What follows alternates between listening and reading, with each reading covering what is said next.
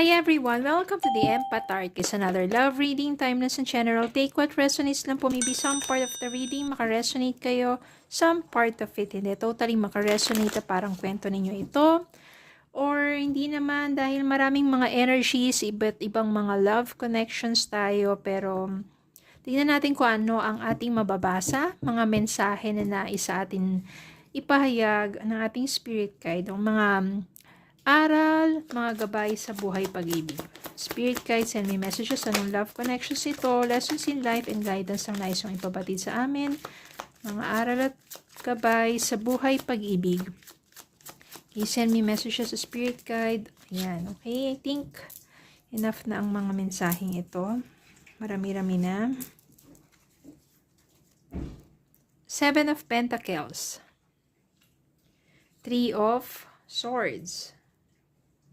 The Lovers, Death, the Empress, 7 of Wands, 2 of Pentacles, 6 of Pentacles, 7 of Swords, Page of Pentacles, 4 of Swords, the Chariot, and 9 of Cups. Yan, maraming mga mensahe dito, pero ito yung parang pinaka nito, story nito.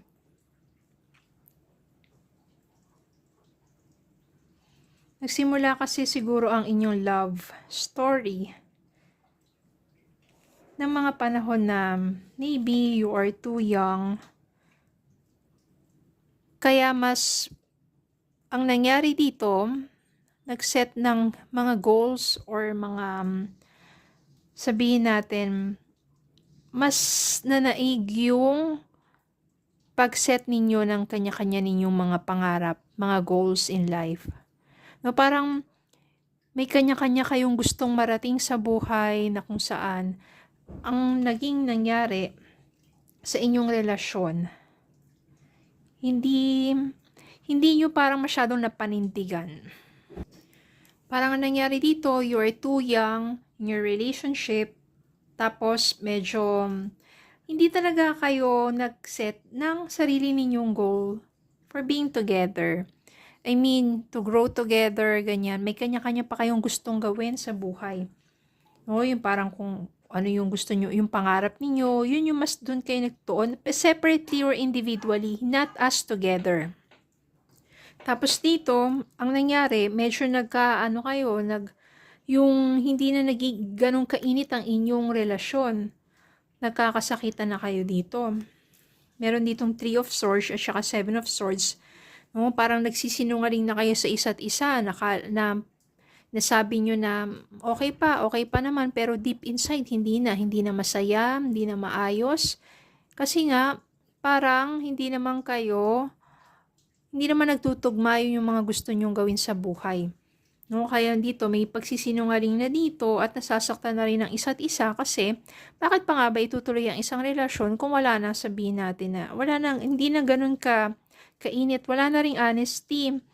Kasi kahit kayo sa sarili ninyo, hindi na kayo nagiging totoo. Diba? Parang pinipilit nyo lang for the sake of meron kayong karelasyon. Pero yung mga gusto nyong gawin sa buhay, magkaiba. Ang hirap din pilitin, 'di ba? At hindi rin talaga mag-work kapag ganun kasi magkaiba tapos wala rin namang suporta sa isa't isa kasi nga magkasalungat kayo. Hindi rin naman talaga mag-work yung ganung klaseng relationship. Then merong iba dito na sabihin natin, at isa pa sa mga dahilan na yun ay wala na rin kayong panahon sa isa't isa. Parang nag-juggle na kayo sa kanya-kanya ninyong mga priorities na yung relationship ninyo ay hindi rin nabibigyan ng sapat na panahon. Hindi na rin siya nagiging give and take yung relationship ninyo. No, parang hindi na talaga sabihin natin maayos pa. Parang wala sa lungat lahat And sometimes, nagiging one way na lang. Kung ano yung gusto ng isa, o sige, yun na lang. Para wala nang away. Parang ganun 'di ba? Then, dumating yung time dito na maybe your person, kayo rin, no, pareho kayo, nagkaroon kayo ng some realizations. Yung death dito, transformation.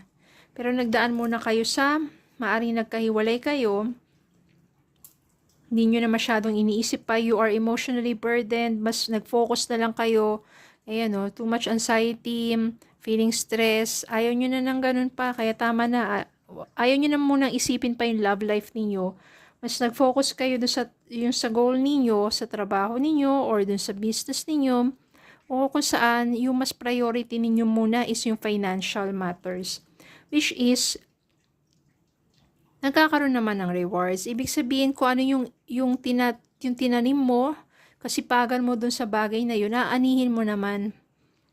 You will reap your rewards. Yun dun sa hard works mo.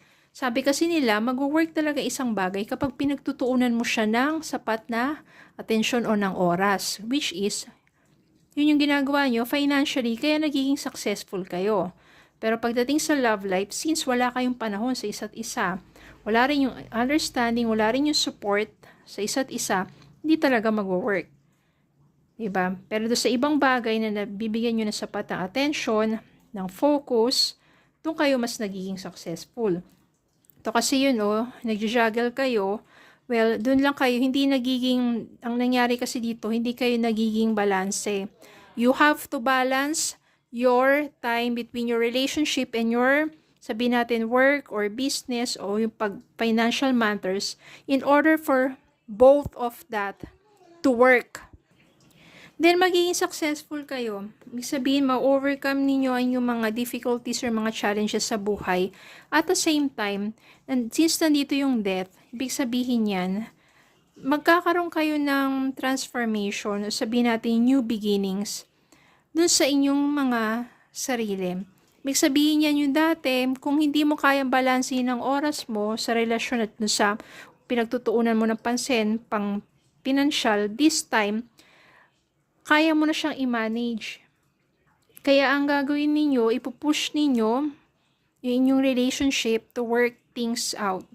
Ayan parang kayo, naniniwala kayo na kaya nyo nang ayusin at this time. Wala na yung sabihin natin yung pagtatago pa sa isa't isa, sa kanyang mga nararamdaman at nasa isip. Magiging totoo na kayo sa isa't isa, mas magiging open na kayo sa isa't isa. Andiyan na yung understanding at saka support sa isa't isa. Kaya naman, ang mangyayari dito,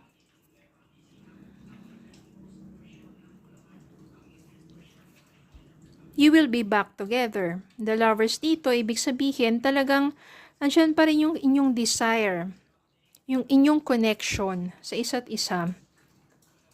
And, magkakaroon kayo ng fulfillment dito. Yung Six of Pentacles dito, mas magiging generous kayo sa isa't isa. Ibig sabihin, give and take na. Hindi katulad dati, isa lang maaring nasusunod kung ano lang yung gusto niya, kahit hindi naman okay para sa'yo, para walang away lang. Pero dito, magiging give and take ang inyong relationship. It's more of understanding and support. At ito na yung magiging wish fulfillment ninyo. Andiyan na yung fulfillment of your desire, of your heart's desire. Nandito na yung success, hindi lang dun sa inyong pang financial matters, pati success na rin sa inyong love life together. And you will have abundance, prosperity. Nandiyan na yung, nandito na yung sabihin mong, finally, okay ka na, financially, stable ka na. At the same time, magiging stable na rin yung relationship ninyong dalawa. So, nagsisimula lang yan sa mga pangarap, tapos mga hindi nyo kayang i-manage ang oras sa isa't isa, nagkakaroon na ng tampuhan, hindi na kayo nagiging totoo sa sarili ninyo at sa kapareha ninyo. Tapos yun, nagkakalayo, nagkakaroon ng mga tampuhan, hindi pagkakaunawaan. At the same time, you will realize kung ano yung binigyan mo ng panahon, yun yung nagiging successful, katulad ng for example, sa work or sa business, diba?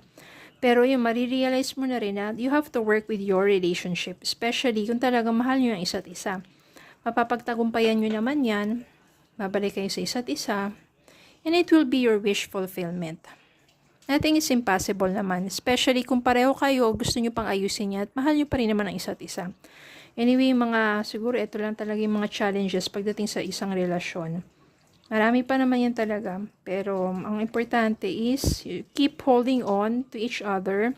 Still, if you still love each other, work on it. Commit to it. Work hard on it. Okay, so yun lang po. Maraming salamat po for watching. Please don't forget to like, share, comment, subscribe, follow me on Facebook and YouTube. Have a good day po and God bless.